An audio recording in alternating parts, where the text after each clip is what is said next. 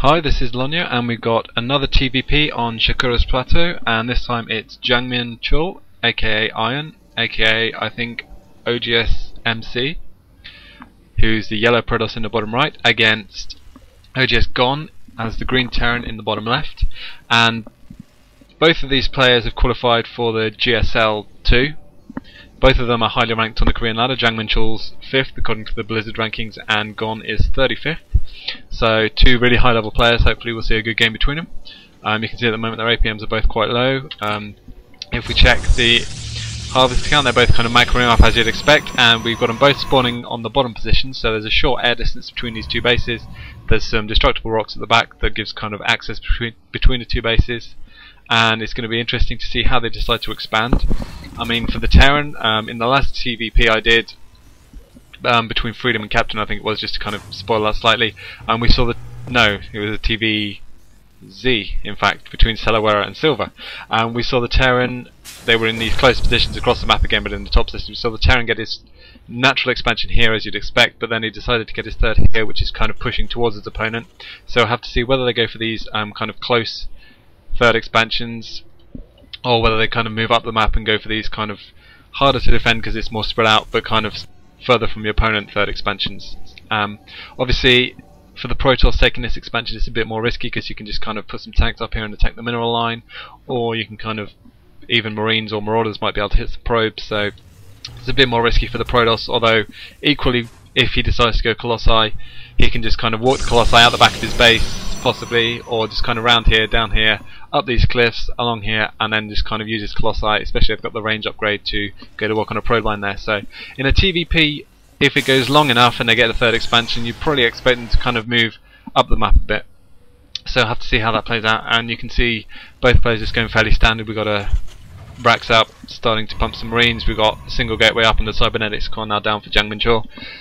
So no kind of early pressure. It looks like Gon's just going to scout JangMinChul, and we've got a probe in here from JangMinChul, so he knows where Gon is. So they'll know that they're both kind of fairly close, and it'll be interesting to see how they decide to kind of develop their tactics when they know that they're close by the air distance. So we might see Gon decide to kind of go for a 1-1-1 build, get a kind of fast starport up so he can get some medevacs and do some drops in the back of the base, and we get a tech lab coming down on the barracks, so presumably that's going to be for some Marauders, although it might switch out with the factory later on. But you'd think he might produce another Marine if he is going to switch it with that factory. So, although he hasn't got a second barracks down, so he probably is possibly going to go for some Blue Flame Hellions or something, and then he might get a starport to get the medevac and do a Blue Flame Hellion drop at the back of the base. And we got here just a warp gate technology researching, so, and just a single gateway still up. Kind of probe on patrol here, kind of going a bit mad, just kind of going in a little triangle. He's managed to do the slide on the side trick. Just kind of with that Zelnaga tower to make sure that he's got vision, he can see if anything decides to come across the map. And we do have a Marauder coming out for Gon, and he's getting a starport down, so it looks like we might see possibly kind of drop in the back, maybe a bit of early pressure. I'm not completely sure. He's not getting anything from that factory, so it was just so he could get the starport out. But he is only still working off one barracks, so it's quite an early starport considering we won't have a huge amount of support coming out of that barrack, just kind of a few Marines and a few Marauders. And now he's floating that factory, so he's going to use that to scout the Protoss base, and we do have a Stargate coming up, so yeah, looks like JangMinChul is going to try and take advantage of the cross positions. If he decides to get a Void Ray out, then it's really useful, because here you've got these destructible rocks. You can just use these destructible rocks to charge the Void Ray up, and then he can come in with level 3 Void Ray and just do a lot of damage to any Terran units that might be down here, or he can go against these buildings, take down the gas. And now we are seeing a second barracks coming up for Gon, so it does look like he might be deciding to go for some kind of drop in the back of the base from his medevac, and he's going to go fairly heavy bioforce. And it looks like at the moment JangMinChul's kind of droned up a bit further, got 27 against 22 SUV, sorry, and we got a couple of gateways up now, so he's going to use them to pump some units in. Gon's now scouted this factory, so JangMinChul's probably going to use that Void Ray to try and take down the factory as quickly as he can. So he is getting that Void Ray out, and Gon's going to know about it, so he's probably going to stop pumping a few Marines. Yet we see some Marines coming out of the barracks, and he's got the concussive shell upgrade, and he's starting to get now the stim upgrade for these Marines and Marauders.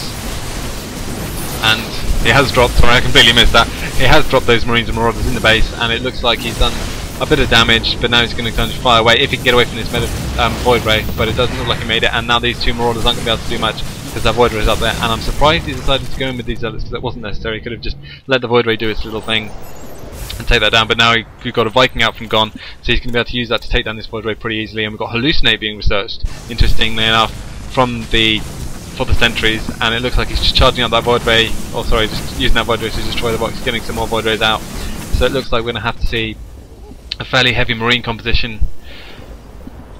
No, he's just going to stick with getting Vikings out, so he's going to get some Marines and Marauders and stick with Marine Marauders and use the Vikings to go against the Void Rays, even though they won't be able to be used for a whole lot else. And we've got 4 gates, so it looks like we might see kind of a fairly heavy push going through those back rocks. He's got both the Void Rays, although he has now run into these Vikings, so he might be wanting to get some more Stalkers out, because he's got a very heavy Zealot army at the moment. And now, yeah, he's getting some Stalkers out, so they'll be able to deal with those Vikings and kind of protect those Void Rays for when he does decide to attack. Although he's kind of got to watch out, because he could land the Vikings in the back of his base if he gets quite out of position. Although he'll probably want to keep them as close as he can, just to deal with those Vikings and help the Marines there. So yeah, now the Stalkers are coming in and starting to work on that, and the Vikings kind of roaming around, seeing if they can catch these Void Rays off guard slightly when the Stalkers aren't in close proximity. And we'll have to see what he does with that hallucination ability when he does upgrade. So combat shields just started, so he looks like he's going to have the stim upgrade. Yep, he's got stim ready, and he's got more Void Rays and more Zealots and more sentries coming. And we've got a bunker going up here, so Gon knows what's coming. He's going to be in a fairly decent position to defend it, hopefully. He's got a pretty decent mix against these units. He could probably deal with a few more Marauders, and he is producing another Marauder, getting a Hellion out as well, in fact. So that'll be good against the Zealots if he decides to use it, or he might kind of run it around this long distance here to the base. And he's going to start filling out that bunker, yep. Getting a medevac out, so he's got a couple of Vikings which he thinks should probably be enough against the Void Rays as long as he manages to avoid the Stalkers. It looks like that Hellion's just kind of stud around. He's getting not getting any upgrades, so like he doesn't have a tech lab. He's not going to get any siege tanks, so he's just sticking mainly with this kind of Marine Marauder Bioforce and the medevacs. And it looks like we've got a nice pylon up from JangMinChul, so he's going to be reinforced pretty quickly, and he looks like he's going to tear those rocks down, so it looks like he might be getting ready to do a bit of an attack. And yep, oh, hallucinated Void Rays, that's pretty nice. So now he's got 4 Void Rays, and he's able to in fact charge up his Void Rays slightly on that hallucinated Void Ray and just go to town on these units, but he hasn't managed to kill those Vikings, which is doing quite a bit of damage to his own Void Rays. Looks like he's going to be able to take both damage, those Void Rays, but having to pull off SCVs now to defend against all these Zealots, and these Marine Marauder Force isn't doing particularly well. There's so many Zealots coming in, and the Force Field is kind of blocking them off a bit, is also blocking his own Zealots in, so it looks like if he micros well with this Force, then he should be able to do it. Use the stem to kind of kite all these Zealots. There aren't too many Stalkers left, and these Vikings now have landed, so they're able to do some damage as well. So he's able to easily run away from all these Stalkers with that concussive shell, and it looks like he's going to be able to force these units out if he micros, but no, he's stopped microing slightly, and there's more Stalkers running in from that pylon at the back, just warping in, and they're just able to kind of start doing a lot of damage to all these units, and the Vikings go down. These Zealots still haven't gone down, although they are heavily damaged, but there's a couple of Stalkers, and they're going down too.